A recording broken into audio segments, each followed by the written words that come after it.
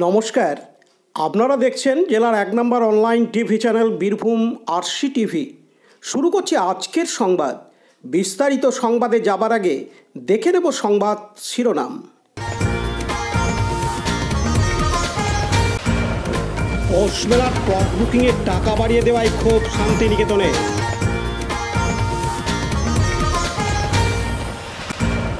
দুবছর স্বামীর মৃত্যুর পরেও শুক্রাণু ব্যবহার করে পুত্র সন্তান।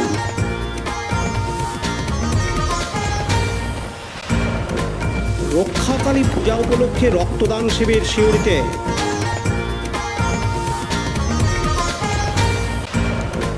জীবন যুদ্ধে জয়ী রাজনগরের সৌমি মুখার্জি।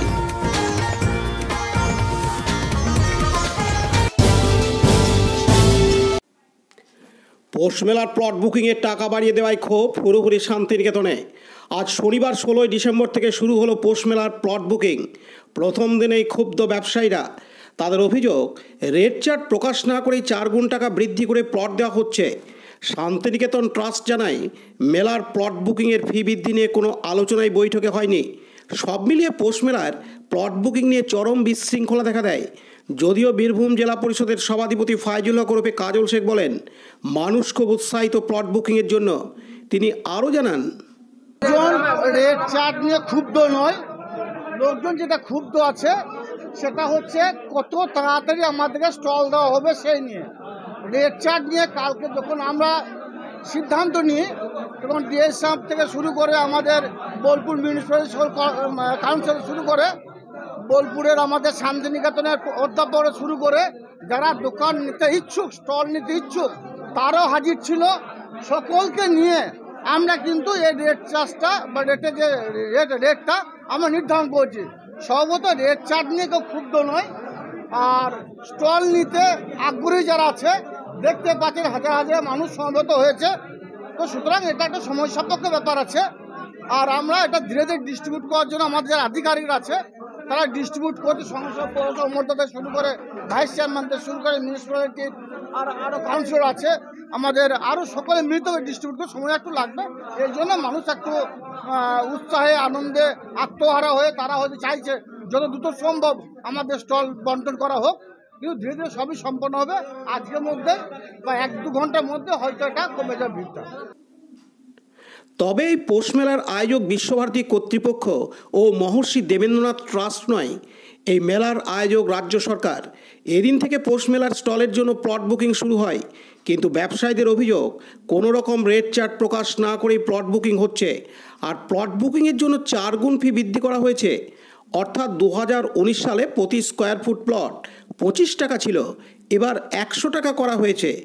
এদিন তারা আরও জানান, আমরা দীর্ঘদিন পৌষ মেলায় স্টল করি। আমি গুসকরা থেকে আসছি, আমার নাম রতন দাস। তা গত ২ বছর মেলা এখানে হয়নি। তা ডাকবাংলা মাঠে ব্যবসা সমিতি বা পৌরসভার যৌথভাবে আমরা করেছিলাম। তা সেখানে আমাদের রেট ছিল ২৫ টাকা করেছিল, সেটা কমিয়ে ১৫ টাকা করে আমরা সেখানে স্টল করেছিলাম। তা এখানে শুনছি আমাদের কালকে ওনাদের একটা মিটিং হয়েছে। তা আমাদের হোটেল বা রেস্টুরেন্টে বলেছে ১০০ টাকা স্কোয়ার ফিট। তা আমাদের এত টাকা হলে আমাদের বাজেটের পুরো বাইরে চলে যাচ্ছে। তা আমরা দোকানদাররা ঠিক করেছি যে এত টাকা হলে আমরা স্টল বুক করব না। এবারে আমাদেরকে না, পৌষ মেলা আমরা করবো না। এত টাকা দিয়ে কী করে করব? ১০০ টাকা যদি হয়, আমাদের ধরুন ৪০ জায়গা ১৬০০ স্কোয়ার ফিট, তাহলে ১৬০০ স্কোয়ার ফিট জায়গা হচ্ছে ১৬ ইন্টু ১০০ ১,৬০,০০০ প্লাস 18% জিএসটি, প্রায় নিয়ে আমাদের প্রায় ২ লাখ টাকা ইলেকট্রিক বিলে, প্রায় ২ লাখ টাকা কাছাকাছি। না না না, আমাদেরকে যেহেতু বলেছিল এখানে যে ওইখানে যা রেট ছিল সেই রেটই এখানে হবে, তা আমরা সেইভাবে আশা নিয়ে এখানে এসেছিলাম। কিন্তু এখানে এসে শুনছি ১০০ টাকা আমাদের রেট করেছে। আপনার নাম? আমার নাম রতন দাস, আমি গুসকরা থেকে আসছি। ৪ গুণ বেড়েছে, প্রচুর বেড়েছে, ৪ গুণ বেড়েছে।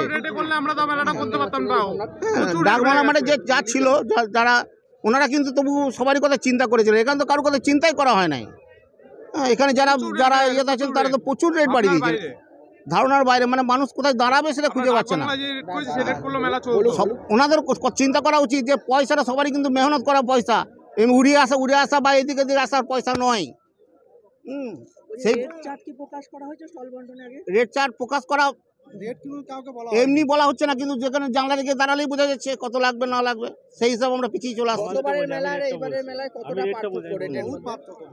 গতবারের মেলায় ছিল 2500 প্লাস জিএসটি 3750 টাকা লাগছিল। এবারে এই যে এক্সিবিশন গ্রাউন্ডে, এইসব গ্রাউন্ডে 100 টাকা পার স্কোয়ার ফুট, মানে 10,000 টাকা প্রথম জায়গার ভাড়া, তারপরে লাইট ভাড়া 1,500 টাকা, তারপরে 18% জিএসটি, এই নিয়ে প্রায় 14 থেকে 15,000 টাকা লাগছে।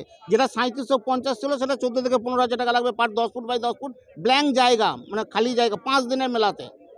এবার গোটা মেলায় মানে 5 দিন ধরে যে একটা স্টল করা হবে সাজানোর পরে, সেটা করতে কত টাকা তাহলে খরচা? তাহলে দেখুন, তারপরে প্যান্ডেল নিয়ে ব্যবসায়ী সমিতি যে আমাদের প্যান্ডেল মালিক সমিতি যে ইয়ে করেছে, তার মধ্যে সব কিছু নিয়ে 35 থেকে 40,000 টাকা খরচা আছে একটা প্যান্ডেল 10 বাই 10-এ। অবশ্যই এই আমরা চাইছি সাধারণ মানুষকে সঙ্গে সহযোগিতা করুক। এরকম মেলা, একে তো 11th আওয়ারে মেলা, তারপর যদি সাধারণ মানুষকে সহযোগিতা না করে সাধারণ মানুষ দাঁড়াবে কোথায়? হ্যাঁ, তারা না খেয়ে না দিয়ে ভোরবেলা থেকে এসেছে, এখনো পর্যন্ত কোনো সিস্টেমের কিছু নাই। বেলা 12টা বাজতে চলো বোধ হয়। হ্যাঁ, 3 দিন থেকে বসে আছি। আমার নাম জীবন কুমার। কাজী আমিরুল ইসলামের রিপোর্ট, বীরভূম RCTV, শান্তিনিকেতন। এখন বিজ্ঞাপন বিরতি, ফিরে আসছি বিরতির পর। সব থেকে ভালো চিকিৎসা সবচেয়ে কম খরচে, সবচেয়ে কম খরচে। সব থেকে ভালো চিকিৎসা সবচেয়ে কম খরচে, সবচেয়ে কম খরচে। বিশ্বমানের স্বাস্থ্য পরিষেবা মিলবে দিনে রাতে, বিশ্বমানের স্বাস্থ্য পরিষেবা মিলবে দিনে রাতে। মণি মহেশ হসপিটাল, মণি মহেশ হসপিটাল, মণি মহেশ হসপিটাল, মণি মহেশ হসপিটাল। মণি মহেশ হসপিটাল, দুবরাজপুর, বীরভূম।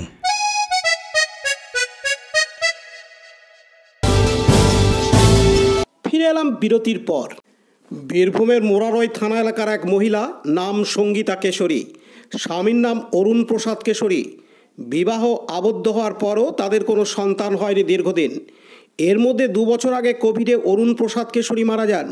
স্বামীর রাখা শুক্রাণু ব্যবহার করে 48 বছর বয়সের এক মায়ের। জানা যায় মোরারইয়ের বাসিন্দা অরুণ প্রসাদ কেশরীর বিয়ে হয়েছিল 27 বছর আগে উত্তর 24 পরগনার নৈহাটির সঙ্গীতা কেশরীর সঙ্গে। স্বামীর ছিল মুদিখানার দোকান। স্বামীর মৃত্যুর পর সঙ্গীতা কেশরী চালাতেন মুদিখানার দোকানটি। গত মঙ্গলবার 12ই ডিসেম্বর তিনি একটি বেসরকারি নার্সিংহোমে ভর্তি হন। সেখানে চিকিৎসার জটিলতার কারণে রাত্রি 10টা নাগাদ রামপুরহাট মেডিকেল কলেজ ও হাসপাতালে ভর্তি হন।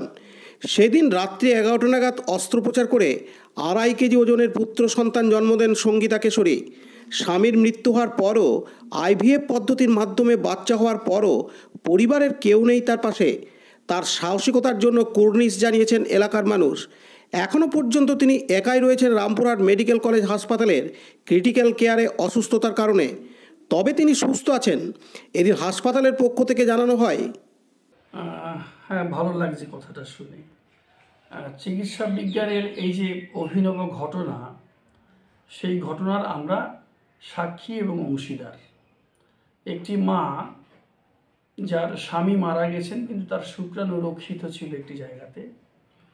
আর্টিফিশিয়াল ইনসেমিনেশন বা আমরা বলি ইনভিট্রো ফার্টিলাইজেশন, সেই পদ্ধতিতে মা গর্ভবতী হন।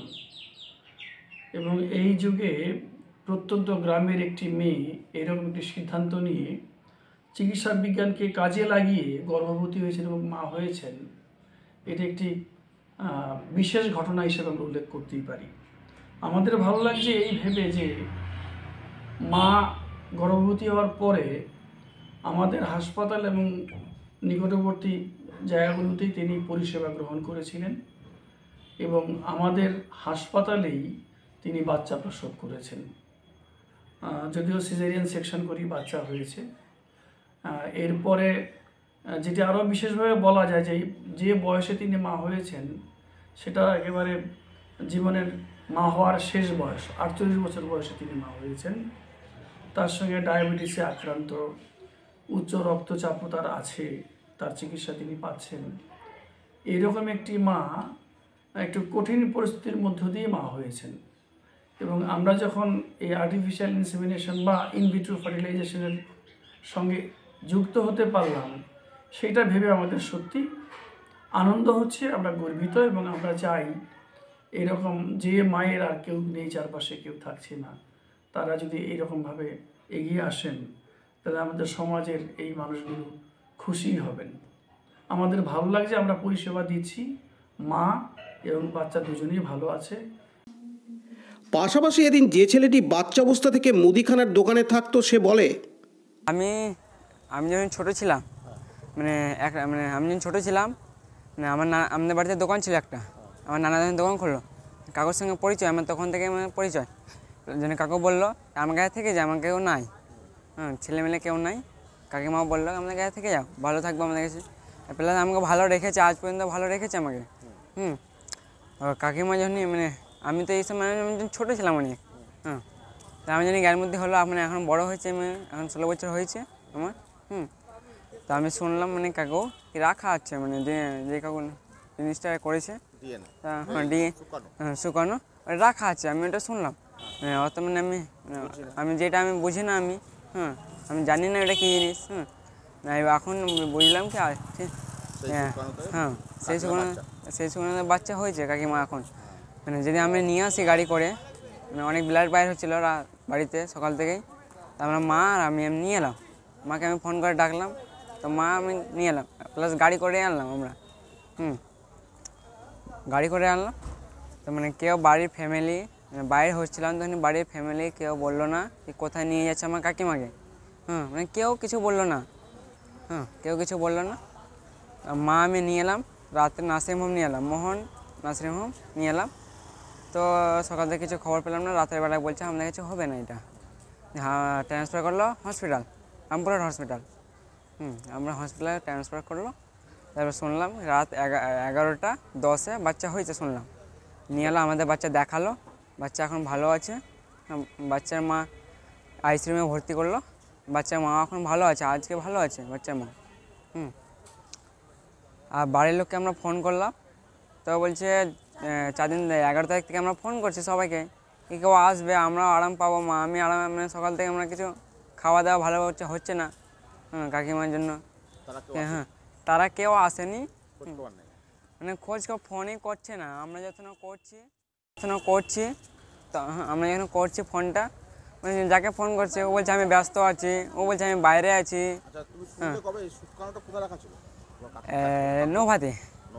নৌভাতে কলকাতা নৌভাতে রাখা ছিল এটা, আমি শুনলাম। আর প্লাস আমাকে বোঝাবো বলেছে পরে, তখন আমাকে বলেছে সব কিছু, খাতাপত্র আমার দিয়েছে, সব কিছু বলেছে, আমাদের এই কাজটা হয়ে গেলে ভালো হবে, আমাদের করে। কাকু মারা গেছে 2021 সালে, 17/4/2021 মারা গেছে কাকি। তার প্লাস 22-এ কাকুর শ্বশুর যে বেঁচে ছিল, ও মারা গেছে 2022 সালে। ওই কাকু মারা গেছিল 17/4/2021। আর কাকু তার আগে কাকু রাখা ছিল, আগেবার একবার নিয়েছিল তো হয়নি, এবার হয়েছে, নষ্ট হয়ে গেছে, 3 মাসে হয়ে নষ্ট হয়ে গেছে। এবার রাখা ছিল তো নিয়েছিল, ভাবলো কি আমাদের জন্য সবাই কাকুর বাবা মারা গেল, কাকিমার বাবা মারা গেল, কাকু মারা গেল, তো কেউ ছিল না, তো ওইটাই রাখা ছিল, ওইটাই হেল্প করেছে, তো অনেক হেল্প করেছে, রাখা ছিল তো নিয়েছিল কাকু। বললো সবাইকে 5-7 মাস হলো, তো কেউ বললো না, 7 মাস হলো কাকু সবাইকে বললো, কাকিমা ফ্যামিলি সবাইকে বললো কি আমি নিয়েছি এটা। তখন থেকে কাকির সঙ্গে কথাবার্তা ভালো করে করছে না, ভালো ব্যবহার করছে না, তখন থেকে এখনও ভালো ব্যবহার করছে না। ডাকছি সবাইকে, তো কেউ ফোন তুলছে, তো বলছে ব্যস্ত আছি, কেউ বলছে আমি ফোনই তুলছে না, কেউ 4 দিন ধরে আমরা ফোন করছি, কেউ তুলছে না। কাকুর নাম অরুণ প্রসাদ কেশরী। অরুণ প্রসাদ কেশরী বা অরুণ কেশরী, আমি জানি যেটা বিল আসে দোকান থেকে, বিল আসে অরুণ প্রসাদ কেশরী, অরুণ কেশরী প্লাস কেশরী স্টোর। কাকিমার নাম হচ্ছে সঙ্গীতা কেশরী, বাড়ি হচ্ছে মোড়ই, SBI রোড, মোড়ই পঞ্চায়েত। আমার নাম হচ্ছে রোহিত শেখ, আমার মায়ের নাম হচ্ছে তুহিনা বিবি, আর যে আমার সঙ্গে উকিল ছিল ও আমি নাম জানছি না ভালো করে ওটা, ঠিক আছে। 11 তারিখ রাত্রে, 11 তারিখ হসপিটালে, 11 তারিখ রাত্রে নার্সিংহোম নিয়ে এসেছি, 11 তারিখ সকালবেলায় নিয়ে এসেছি। হ্যাঁ হসপিটালে 11 তারিখ রাত্রে 8টায়। বাচ্চা হচ্ছে মানে হসপিটাল ভর্তি নিয়ে এলাম, কাজ মানে ফর্ম লেখাপত্র ছিল, লিখতে লিখতে টাইম লেগেছিলো। 10টার সময় বললো, 11টার সময় শুনলাম বাচ্চা হয়েছে, বাচ্চার মাও ভালো আছে, কথাবার্তা বললো বাচ্চার মাও। বললা ছেলে হয়েছে। অন্যদিকে ছেলেটির মা জানান, বাচ্চা ছিল, ঠিক আছে, 2 বছর আগে মারা গেছে, মানে 2 বছর হলো মারা গেছে স্বামীটা। হ্যাঁ, স্বামীটা আর মারা গেছে 2 বছর হলো। তারপরে পেটে মানে বাচ্চা হলো, বাচ্চা ছিল আগুতে, স্বামীটা ছিল তো এমনি যেমনি করছিল অমনি, মানে ওদের বাচ্চা টাচ্চা হতো না, তো মানে দেখিন বাচ্চাটা তো দুটো নষ্ট হয়ে গেছিল। আর মানে এটা মানে বেঁচে গেল, আবার নিল তো বেঁচে গেল।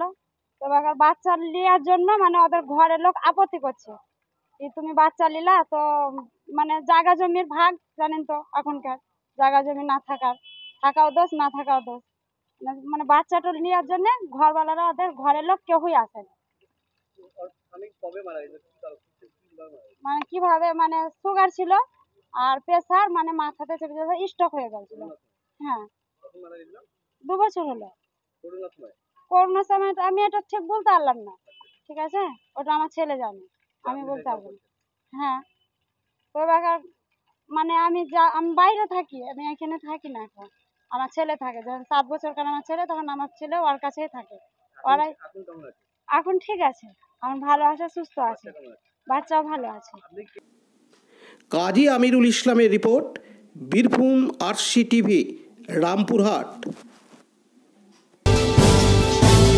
এখন বিজ্ঞাপন বিরতি, ফিরে আসছি বিরতির পর।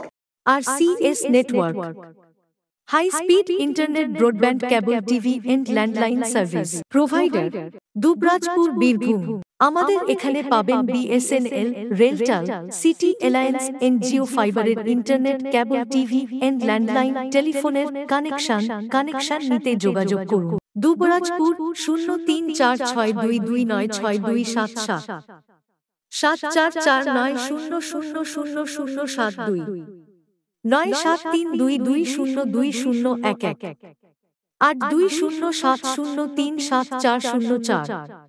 সিউড়ি 034622999995 9647669675 7063544520। ফিরে এলাম বিরতির পর। শিউরির মা রক্ষাকালী পূজা উপলক্ষে গত মঙ্গলবার 12ই ডিসেম্বর থেকে শুরু হয়েছে পূজা। সেই পূজা উপলক্ষে 7 দিন ধরে চলছে নানান ভক্তিমূলক অনুষ্ঠান। সেই অনুষ্ঠানের মধ্যে প্রতি বছর রাখা হয় রক্তদান শিবির। আর সেই রক্তদান শিবিরকে লক্ষ্য করে আজ শনিবার 16ই ডিসেম্বর সকাল থেকেই রক্তদান শিবিরের আয়োজন করা হয় ক্লাবের পক্ষ থেকে, যেখানে প্রায় 50 জনের মতো রক্তদাতা স্বেচ্ছায় রক্তদান করবেন বলে জানা গেছে। এদিন এই রক্তদান শিবিরে মহিলা পুরুষ সকল শ্রেণীর রক্তদাতা স্বেচ্ছায় রক্তদানে অংশগ্রহণ করেন। এদিন ক্লাবের তরফ থেকে পুরুষ ও মহিলা যুবক যুবতী রক্তদাতাদের সাধুবাদ জানানো হয়। এদিন মা রক্ষাকালী পুজো কমিটির তরফ থেকে বিবেকানন্দ সাউ জানান, প্রতি বছর মা রক্ষাকালী ক্লাবের পক্ষ থেকে মায়ের পুজো উপলক্ষে আমরা প্রতিবারই মায়ের এই মন্দির চত্বরে মায়ের সামনেই বহু যুবক যুবতী যারা তাদের মহতী প্রচেষ্টা, মহতী চিন্তা ভাবনাকে সামনে রেখে যারা এগিয়ে এসছেন, রক্তদান করছেন আমাদের এই রক্তদান শিবিরে, আমরা প্রত্যেককে সাধুবাদ জানাচ্ছি। এবং এইভাবেই আরও অনেক যুবক যুবতী রয়েছেন যারা দাঁড়িয়ে আছেন। এখনও পর্যন্ত আমাদের 15টা ব্লাড রক্তদান করেছেন 15 জন, তার মধ্যে সায়ন্তন দত্ত আছেন। হ্যাঁ, এরকম আরও কিছু যুবক যুবতী রয়েছেন। আমাদের মোটামুটি 40 জন নাম লিখিয়েছেন এখনও পর্যন্ত রক্ত দেওয়ার জন্য। টার্গেট কত? টার্গেট আমাদের 50। মূলত এই রক্তের সংকট মেটাতে এই উদ্যোগ। আমাদের জেলায় রক্ত সংকট মেটানোর জন্যই আমাদের এই চিন্তাভাবনা, এই উদ্যোগ রক্ষাকালী ক্লাবের। আমরা প্রত্যেকটি শুভবুদ্ধি চেতনা সম্পন্ন নাগরিককে আমরা অভিনন্দন জানাচ্ছি। আমাদের রক্তদান শিবিরে এসে যারা রক্তদান করছেন এবং যারা করবেন বলে অপেক্ষা করছেন তাদেরকে। পার্থ দাসের রিপোর্ট, বীরভূম RCTV, শিউরি। এখন বিজ্ঞাপন বিরতি, ফিরে আসছি বিরতির পর।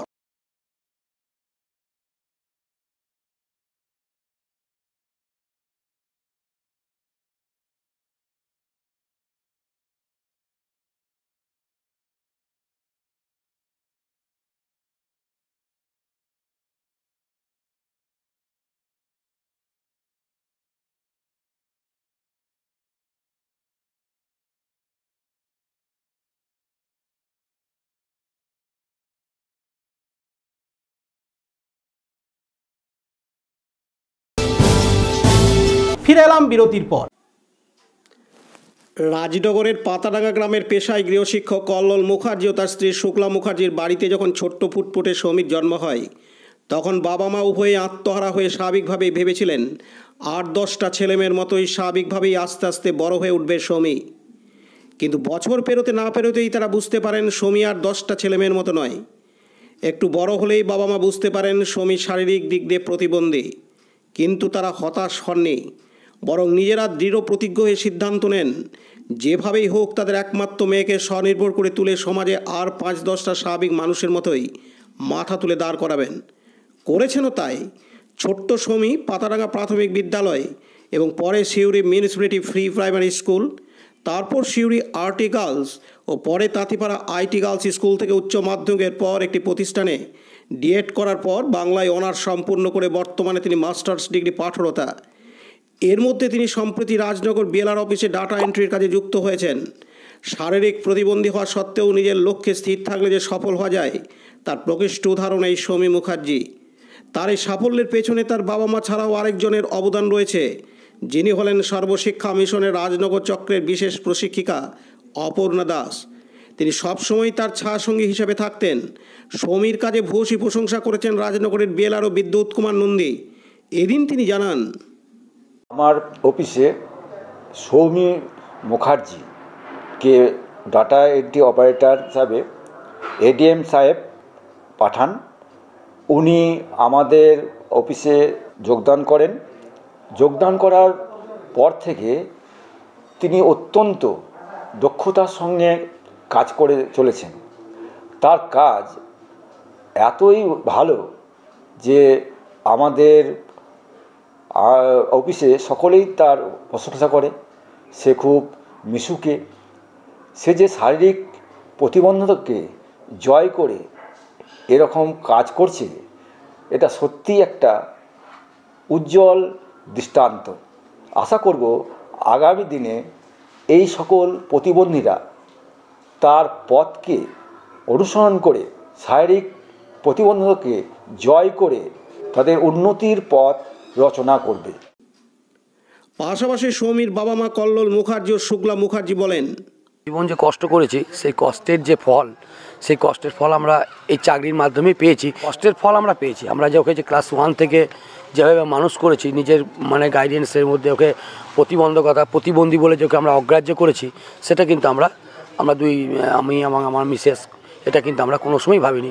আমরা ভেবেছি যে আরও 5টা যে সাধারণ ছেলে তার মতনই সে যেন সমাজে স্বাধীনভাবে এবং ঠিকভাবে বাঁচতে পারে, সেই পথ ওকে প্রদর্শন করে আমরা কিন্তু এখনও পর্যন্ত তার সঙ্গে লড়াই করে যাচ্ছি, যাতে করে তার ভবিষ্যৎ উন্নতি হয়।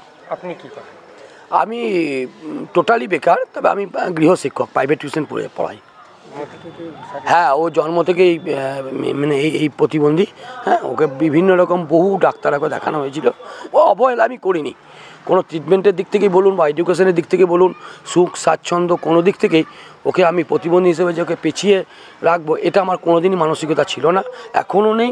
হ্যাঁ, যার জন্য এখনও পর্যন্ত ওর প্রেরণা নিয়ে আমরা 2 স্বামী স্ত্রী মিলে সমস্তভাবে কাজও করে যাচ্ছি। এখন তো কিছু বোঝা যায়নি, তারপর আস্তে আস্তে বোঝা গেছে।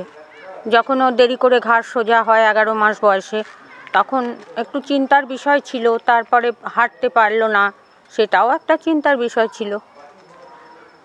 তারপর বুঝতে পারলাম যেটা হবার নয়। তাতে আমাদের কোনো দুঃখ নেই, আমাদের কোনো আক্ষেপ নেই। আর 5টা ছেলের মতোই ও এগিয়ে গেছে। আমি অনেক কষ্ট করে ওকে ক্লাস 1 থেকে মানুষ করেছি। তারপরে কলেজ গিয়েছে, 2টো কলেজ ও ডিএড করেছে, ডিএড কলেজেও ওকে আমি নিয়ে গেছি। ওইভাবেই একইভাবে এইভাবেই চলছে। আমরা সব সময় বলি তুমি এগিয়ে যাও, আমরা তোমার সাপোর্ট তোমাকে সব সময় দিয়ে যাব। খান আরশাদের report, Birbhum RC TV, Rajnagar. আজকের সংবাদ এই পর্যন্ত। পরবর্তী সংবাদের জন্য চোখ রাখুন বীরভূম আরসি টিভির পর্দায়। নমস্কার।